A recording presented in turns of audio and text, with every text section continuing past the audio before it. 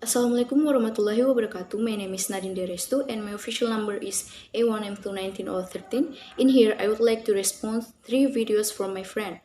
Okay, the first video from Nuning Yuningsi entitled, "Is cell phone dangerous?" I do not agree with the argument from Nuning Yuningsi, which says that cell phones are very dangerous, especially for health, because radiation from cell phones can cause various diseases such as DNA disorders, cancer, and brain tumors. As we know, cell phones and other electronic devices such as television, radios, and microwave ovens, as well as Wi-Fi enabled devices such as laptops to watches, including wireless devices such as baby monitors and game consoles, to Wi-Fi networks at home, office, or schools, all emit electromagnetic radiation. However, what you need to know, this type of radiation is weak and comes from non-ionic radiation. So, it does not damage cells or DNA.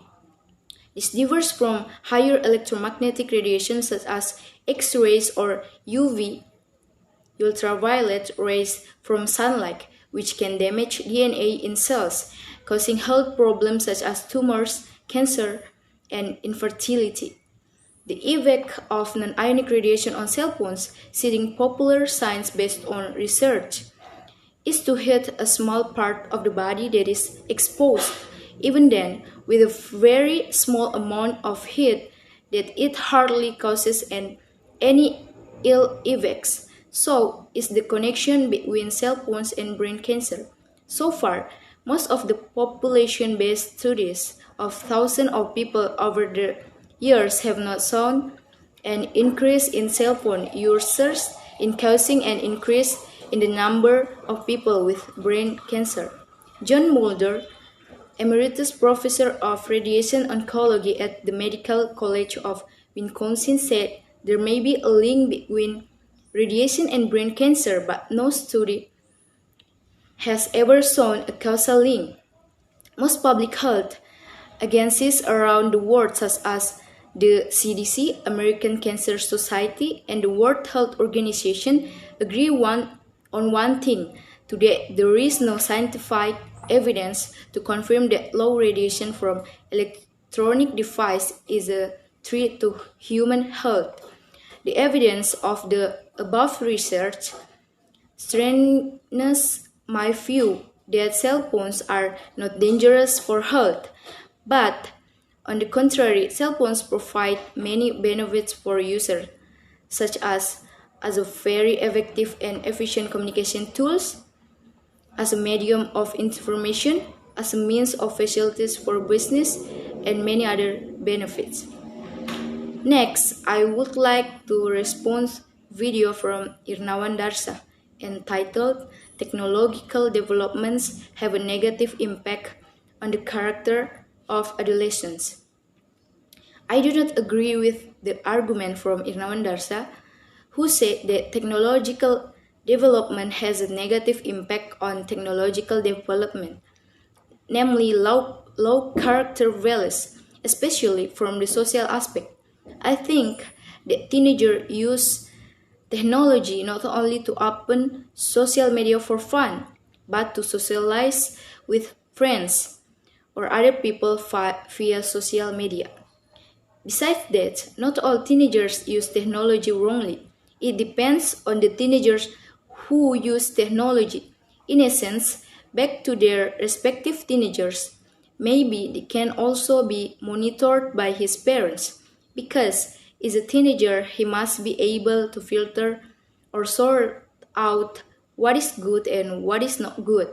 Moreover, digital technology is currently increasingly developing and sophisticated, where parents can control their children with digital devices such as mobile phones, so they don't do or imitate things that can affect their values and character.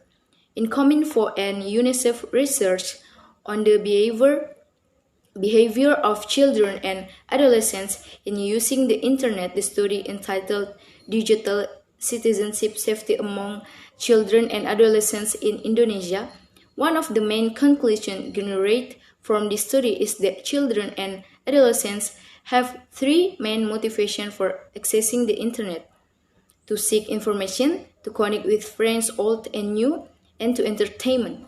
Information searches undertaken are often driven by school assignments, while use of social media and entertainment content is driven by personal needs. From this, we can conclude that not always technological developments have a negative impact on adolescents.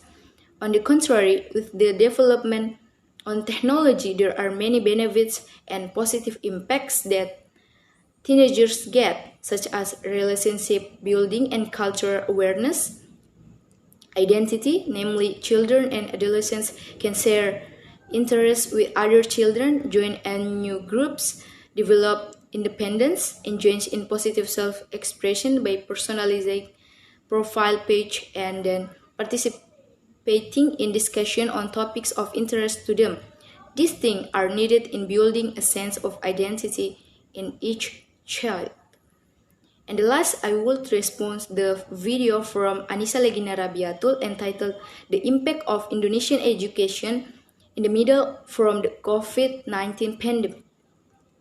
I don't agree with Anissa Legina Rabiatul, who in her argument says that the impact of Indonesian education in the midst of the COVID-19 pandemic can accelerate the transformation of educational technology in this country, and COVID-19 or the coronavirus actually has a tremendous impact in this aspect.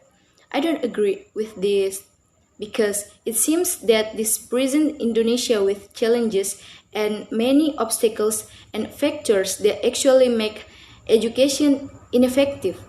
With the existence of COVID-19, it requires technological transformation in education, but it seems that Indonesia is not ready for this transformation.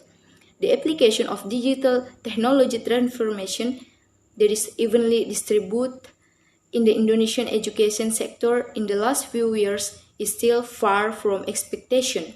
Only a few educational institutions are truly ready and able to carry it out properly. Well, some are still struggling to move forward in the midst of various limitations. Even most of them are still running in place or have stopped adjust this course. The slow progress in the distribution of digital education transformation is not without reason. Public and private educational institutions face various obstacles when implementing digital transformation in their respective agencies. Some of the main factors constraining digital transformation in the education sector are Indonesia's vast territory, while the congestion of the supporting infrastructure is not evenly distributed, limited funds, limited human resource, mental blocks, and others. Infrastructure and supporting technology facilities certainly play a very important role.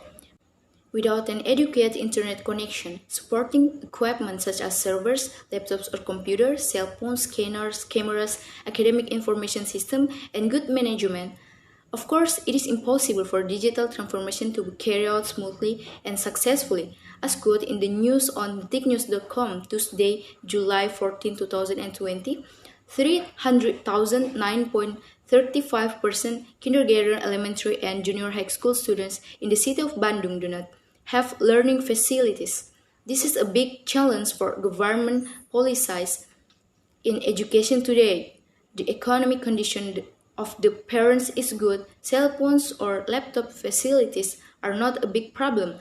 But what about those whose parents are less well off economically?